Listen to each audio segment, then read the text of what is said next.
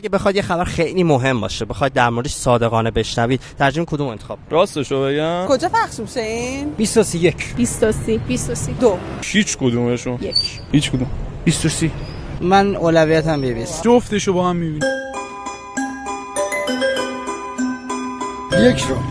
یک 23. اینو نمیتونم جواب بدم به خاطر اینکه فکر میکنم که خط قرمز زیاده. اولیه رو ترجیح میدم. 23 BBC رو 23 اولش گفتی بی بی سی. 100%. 23 نگاه میکنه. هیچ کدوم 23 100%. 2 1 حقیقت بین 1 و 2. 100% دو رو. فارسی بی بی سی فارسی. نه اصلا خود فارسی BBC اصلا بره گم شه. اول 23 رو نگاه میکنم، BBC رو هم نگاه میکنم، یه تلفیقی از دوتا میگیرم، نتیجه گیری میکنم. گزینه 1 دیگه شده داستان سرایی، یعنی از اول میگن حماسه و فلان و بیسا. با آدمای متفاوتی صحبت میکنه، تحلیل خبری داره، ولی 23 داخلیه دیگه. بعد اخبار خودمون راست میگن. بله 100%. حداقلش اگه یه 4 تاشو نگن، یه دونه دوتایی که ازش میگن رو راست میگن. والا 23 کمتر دروغ میگه، 23 که دیگه ماشاءالله. بر اساس مصلحت یه سری چیزا مطرح میشه، بر اساس مصلحت یه سری چیزا مطرح نمیشه. BBC احساس میکنم که خیلی شفافتر داره صحبت میکنه. دروغ نمیگه.